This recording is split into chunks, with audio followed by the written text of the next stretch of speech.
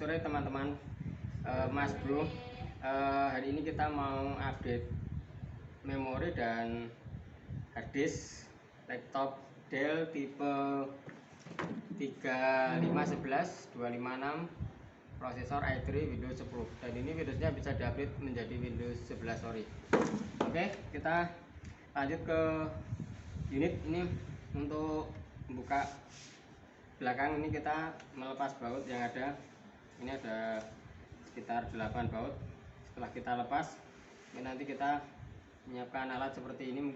Mungkin kalau yang punya alat khusus bisa digunakan, dan kita hanya punya alat simpel yaitu kartu SIM. Oke, kita dari ujung ini, nah kita masukkan, habis itu kita tarik pelan-pelan.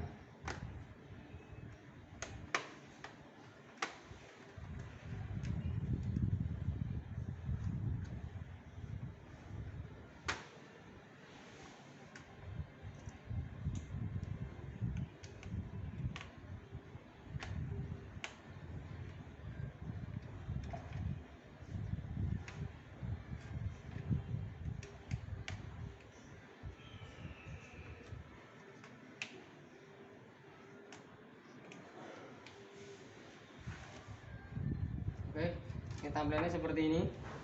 Nah, ini kita hari ini mau update memori dan harddisk. Oke, untuk harddisk bisa di sini ya guys, teman. Ini nanti ada slotnya SATA, jadi kita tinggal masang.